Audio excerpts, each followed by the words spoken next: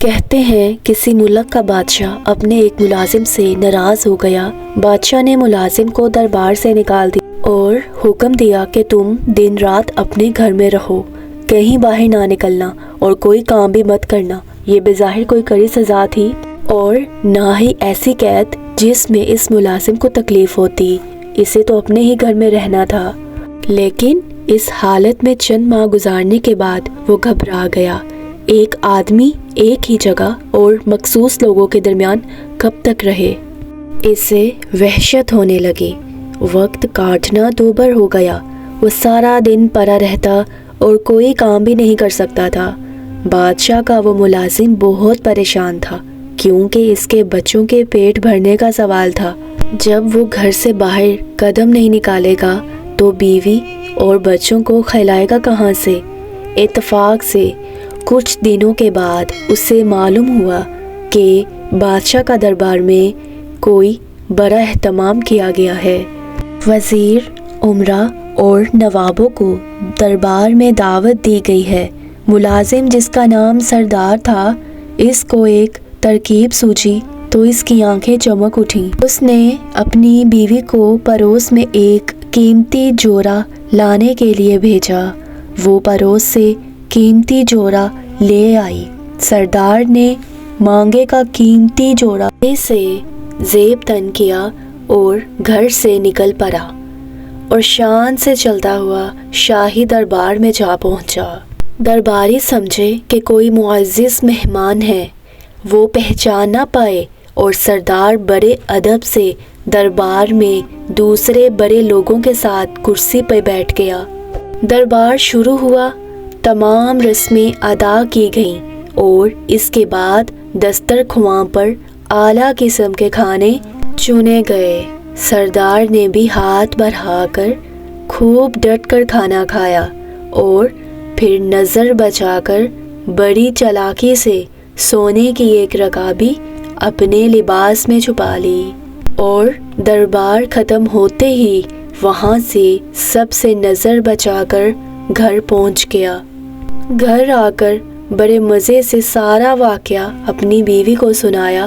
اس نے اپنی بیوی کو وہ سونے کی رکابی دی اور وہ اس کا ایک ٹکڑا کاٹ کر بازار جاتی اور جوہری کو فروخت کر کے کچھ رقم لے آتی۔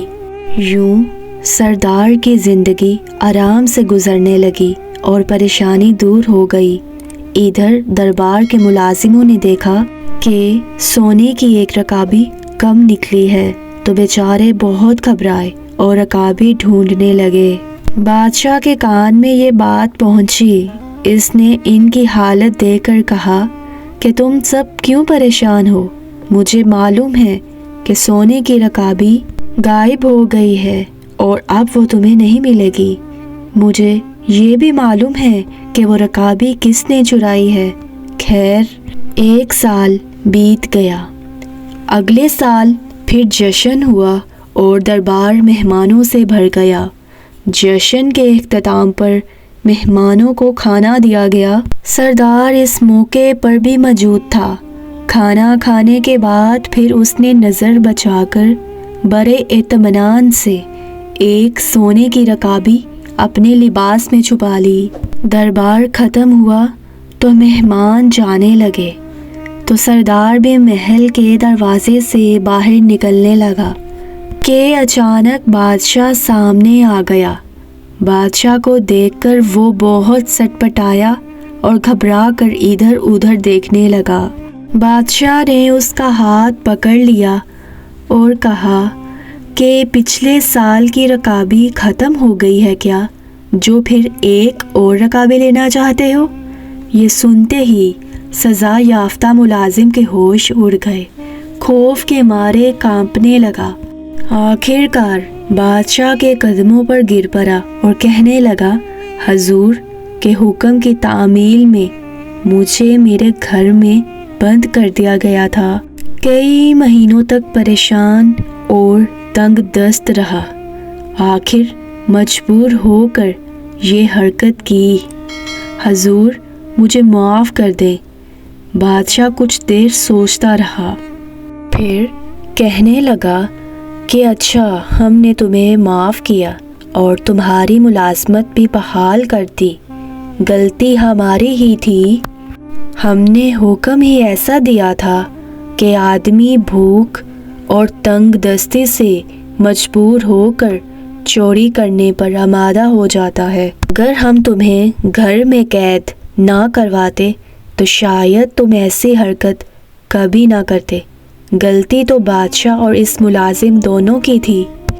بڑی بات یہ ہوئی کہ بادشاہ نے اپنی غلطی کا احساس کیا اور ملازم کو ایسی سزا دینے پر شرمندہ ہوا جس نے اسے تنگ دستی اور آزمائش میں ڈالا۔ دوستو، اگر یہ آج کی ویڈیو آپ کو پسند آئی تو ویڈیو کو لائک اور شیئر کر دیجئے اور چینل کو سبسکرائب کر دیجئے۔ جزاک اللہ۔